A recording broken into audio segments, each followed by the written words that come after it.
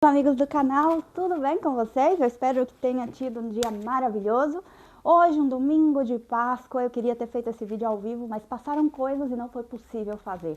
Eu quero desejar uma feliz Páscoa para você, para sua família. Eu não sei quando e onde você está vendo esse vídeo, mas eu espero que você tenha celebrado esse dia de maneira maravilhosa com toda a sua família. Hoje eu também estou bem feliz porque eu consegui um ovo de Páscoa que não tem glúten. Vou mostrar para vocês. Não quero mostrar a marca, mas tem o simbolinho aqui sem glúten. Bom, a marca já viram, né? Não é publicidade. Mas eu tô feliz porque eu consegui encontrar. E é muito difícil conseguir algo que não tenha contaminação cruzada, né? Porque as pessoas não entendem ainda, porque é algo que está surgindo hoje, muita informação nova. A celiaquia, que é uma doença autoimune que você não pode consumir glúten, ela não te deixa comer coisas como pizza, cachorro-quente, hambúrguer, macarrão, bolo, pão. Pode comer nada disso, porque o trigo ele tem glúten, não só o trigo, aveia, cevada, centeno. Não posso, por exemplo, tomar uma cervejinha. E minha vida mudou completamente desde que isso aconteceu, desde esses últimos 2 anos pra cá. E aí eu tive que aprender de volta a comer. E cada vez que eu encontro comida é como uma felicidade, porque tudo que tinha antes era muito seco, a gente como não podia, sabe? Não podia engolir, tinha que baixar com água. E agora sim, estão surgindo muitas coisas novas no mercado que estão lembrando da gente que necessita comer isso. Eu desejo muito boas-vindas a todos vocês. Obrigado por estar aqui mais uma vez. E vamos com a história de hoje. Vai vinhetar.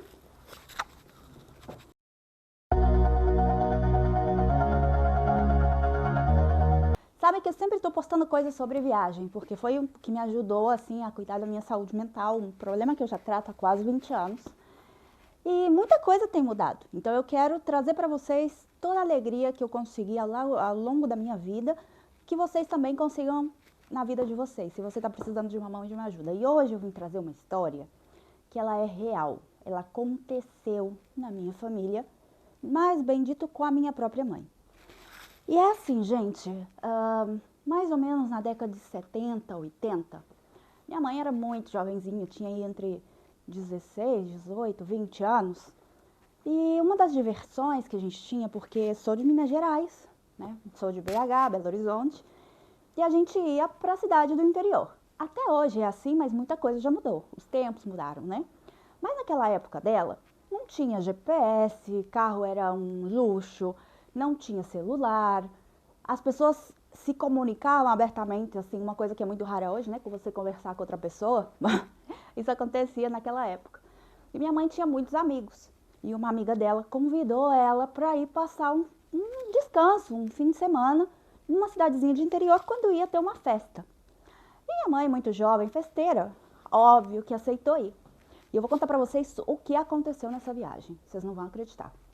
Minha mãe foi com ela e um dia de sábado, elas se arrumaram todas lindas assim, para ir na festa que estava tendo na cidade. Só que, gente, naquela época, a cidade não era perto. Era a casa aqui e a cidade aqui. Você não tinha uma rua asfaltada para você poder caminhar.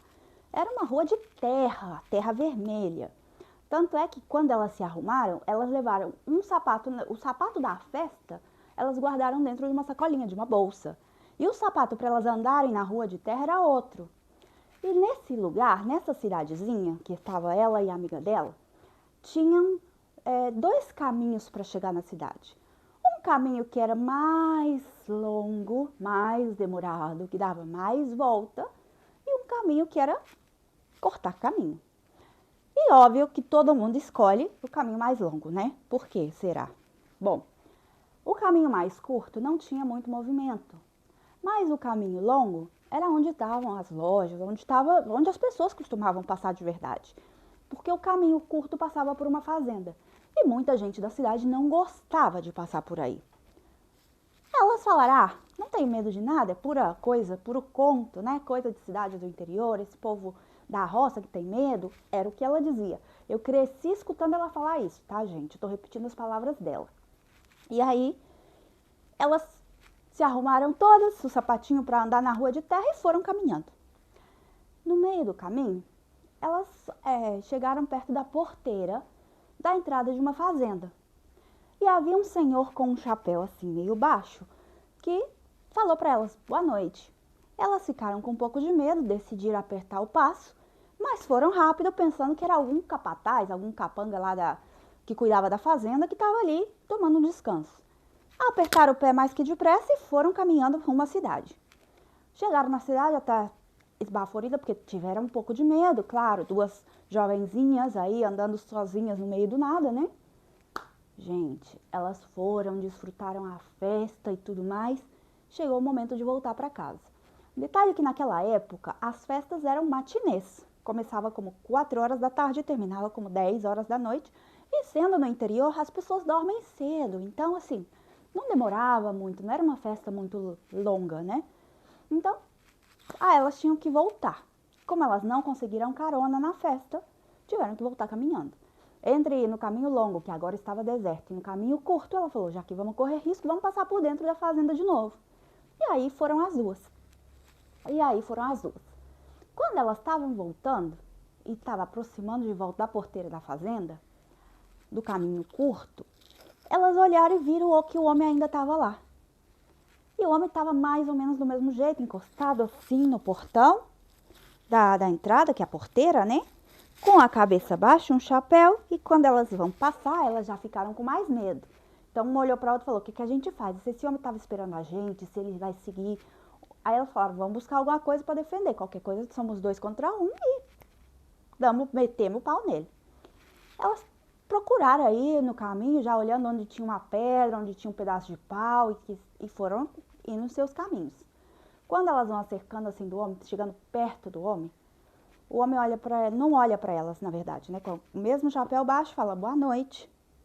Detalhe importante, quando elas foram, era 4 horas da tarde. E aí ele disse boa noite. Quando elas voltaram, ele voltou a falar boa noite. Essas duas, parece que a alma escapou do corpo e saíram correndo, andando passo apertado. Porque tiveram medo que ele estivesse vigiando para fazer alguma maldade com elas. Chegaram na casa assim, esbaforida, com medo, nervosa. Todo mundo na casa já estava dormindo. As duas se meteram para dentro da cama e foram dormir também. Só que elas não conseguiam dormir, porque elas ficaram tão assustadas, mas tão assustadas, que elas não puderam dormir. E dormiram mal. De manhãzinha, depois das 7 da manhã, quando a mãe já tinha levantado para fazer o café, porque uma coisa gostosa de Minas, gente, é o cafezinho coado na hora, com aquela broa de fubá, que infelizmente hoje eu ainda não posso comer mais, né? Pelo menos até que surja uma sem glúten. Mas era muito bom, aquele cafezinho passado na hora, pão com manteiga, com aquele leitinho que eles traziam numa jarra assim de alumínio, entregava de porta a porta o leite. Quando não tirava direto da vaca, né? Isso é muito coisa de interior e era muito gostoso. Tinha até alguns lugares que eles te davam leite dentro de um vidro desses retornáveis, como os refrigerantes retornáveis. Você entregava o vidro vazio e ele te dava um cheio. E assim era no interior, mas o café da manhã era uma coisa muito gostosa. E aí, como as duas não tinham dormido nada bem, elas levantaram, sentaram na mesa, com uma cara terrível, e começaram a conversar com a mãe lá, né? Que estava fazendo café, preparando aquele café da manhã especial. E aí ela perguntou aí como foi a festa e tal, e elas falaram, foi tudo bem, mas aí tinha um homem que estava seguindo a gente, nós ficamos com medo, nós nem dormimos direito, pensando que o homem podia seguir a gente e tal, e contou. Quando todo mundo sentou para tomar o café da manhã, que é muito clássico lá de Minas, a gente senta para tomar o café da manhã e levanta depois da janta, todo mundo resolveu conversar. E aí estavam todos que eram da cidade, elas como convidadas e tudo mais, e elas começaram a contar, não, a gente não quis passar pelo caminho mais longe, porque era mais difícil, 2 meninas sozinhas, a gente foi pelo caminho mais curto, que parecia mais fácil, tampouco tinha tanto movimento. E elas foram, contando a história. Quando nós passamos na porteira, tinha um homem. E depois, quando nós voltamos, o homem ainda estava lá. E aí, uma das pessoas que estava escutando isso na mesa falou, rapaz, nessa fazenda já não vive mais ninguém, tá abandonada. Ela disse, não pode ser, porque eu vi o homem na porta, ele estava ali, ele falou boa noite, uma coisa meio estranha, mas fez. Ele falou, não, vocês estão enganados, aquela fazenda ali ninguém passa, ninguém vai pelo caminho curto, porque passa por essa fazenda e diz que essa fazenda é assombrada. As duas olharam uma para a outra e isso, o que está acontecendo aqui, né?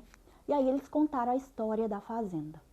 Diz que na fazenda vivia uma mulher muito, muito rica.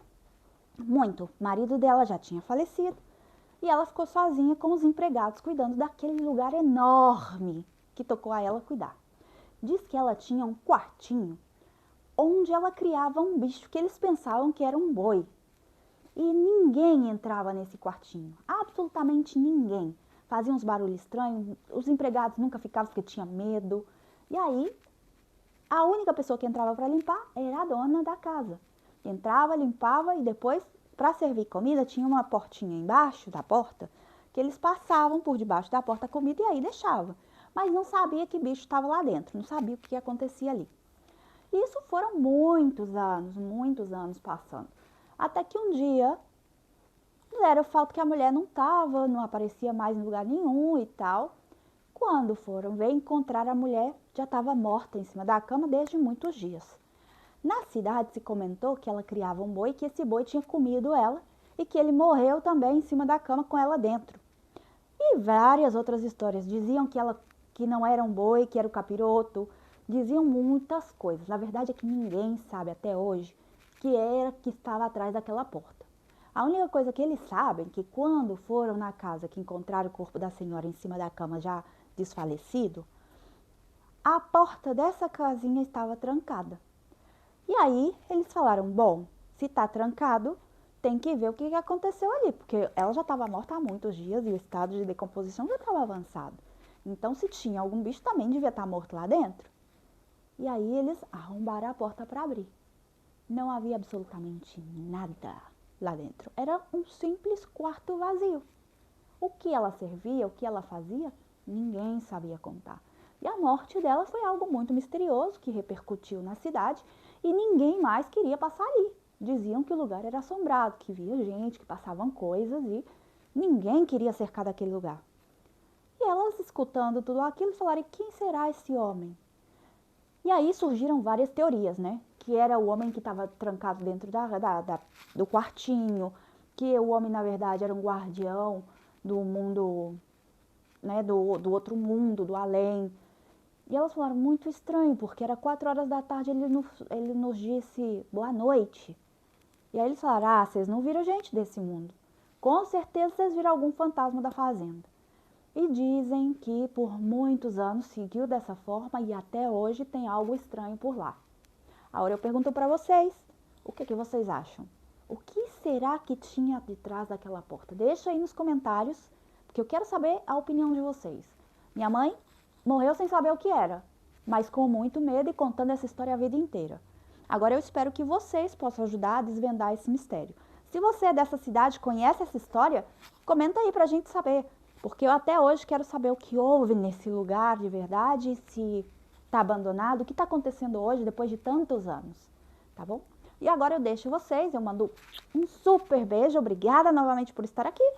Se você quiser, segue, ativa as notificações, já sabem, compartilha com aquela pessoa que pode gostar dessa história e aí a gente vai conversando. Se vocês têm sugerências, podem mandar todas as sugestões que vocês quiserem pra gente colocar aqui no canal. Também podem contar suas histórias, sim? Eu tenho um monte de história que eu vou trazer pra vocês, mas vocês também podem contar. Então eu mando um super beijo e eu vou ficando por aqui.